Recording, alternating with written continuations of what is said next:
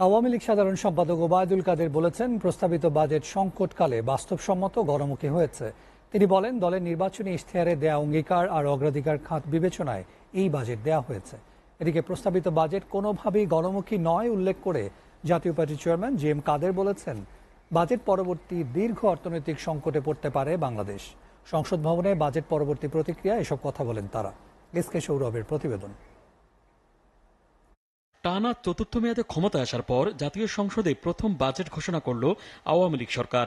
সুখী সমৃদ্ধ উন্নত ও স্মার্ট বাংলাদেশ বিনির্মাণের অঙ্গীকারকে সামনে রেখে 2024-25 অর্থ বছরের জন্য পেশ করা হয় 7,97,000 কোটি টাকার জাতীয় বাজেট। বাজেট পরবর্তী প্রতিক্রিয়ায় আওয়ামী লীগ সাধারণ সম্পাদকের দাবি, কারো প্রেসক্রিপশন মেনে নয়, বাজেট প্রণয়ন হয়েছে বাস্তবসম্মতভাবে। প্রস্তাবিত বাজেট সংকটের বাস্তবসম্মত গণমুখী বাজেট।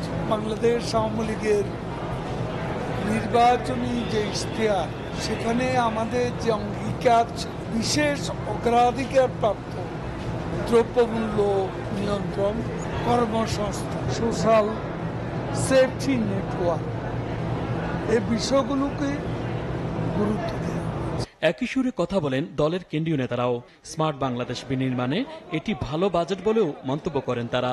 ইনকাম ট্যাক্সের যে প্রপোজালগুলি আছে, সেটা আমি মনে করি একটু দেখার ব্যবস্থা আছে। সাধারণ মানুষের জন্য, দারিদ্র্য মুক্ত হওয়ার জন্য, শিক্ষাকে মানুষের আরো দোরগোড়ায় নিয়ে যাওয়ার জন্য আগামী এক বছরের মধ্যে আমরা আশা করছি একটা সহনীয় পর্যায়ে সবকিছু চলে আসবে। বর্তমান প্রতিকূল পরিবেশে আমার মনে হয় ভালো বাজেট হয়েছে। প্রতিকূল পরিবেশে আমার ডলার সংকট, এগুলো আমাদের বোধহয় বাজেটের মধ্যে বলা উচিত ছিল। এদিকে বাজেট পরবর্তী প্রতিক্রিয়ায় সংসদের বিরোধী দলীয় নেতা ও জাতীয় পার্টি চেয়ারম্যান জি এম কাদের বলেন, প্রস্তাবিত বাজেটে পরোক্ষভাবে জনগণের উপর করের বোঝা আরো ভারী করা হয়েছে। বাজেট জনবান্ধব মোটেই হয়নি এবং জনগণের উপর চাপ তো আসছে। আমি বলছি, ট্যাক্স যেখানে যত রেয়াত দেখ, সর্বস্বভাবে আয় তারা বেশি করবার জন্য টার্গেট নিয়েছেন এবং বেশিরভাগটা আয় করবেন ওরা পরোক্ষ করের মাধ্যমে, যার ফলে সাধারণ জনগণের উপরে করের বোঝা বাড়বে। সাধারণ জনগণের কোনো মুক্তির উপায় নেই, কোনো চাকরির সুবিধা নেই। এই যে একটা ক্রাইসিস চলছে দেশে, এগুলোকে উত্তরণের জন্য কোনো পদক্ষেপ বা কোনো উদ্যোগ আমরা এই বাজেটে লক্ষ্য করিনি। এছাড়া প্রস্তাবিত বাজেট নিয়ে নিজেদের প্রতিক্রিয়া জানান ওয়ার্কার্স পার্টি ও কল্যাণ পার্টির সংসদ সদস্যরা।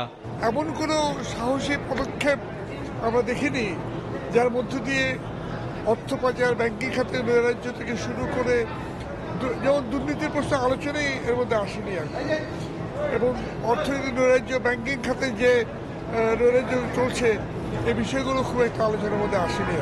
আইএমএফ প্রেসক্রিপশনে বিভিন্ন পদক্ষেপ নেওয়া হয়েছে। এটা একটা পরিকল্পনা, মানুষের উপরে চাপ পড়বে নিঃসন্দেহে। সেই চাপকে হালকা করার জন্য অন্যান্য উপাত্ত লাগবে, আরো অনেক উদ্যোগ লাগবে, যে মানুষের উপর যে চাপ পড়বে সেটা কেমনে অফসেট করা যায়।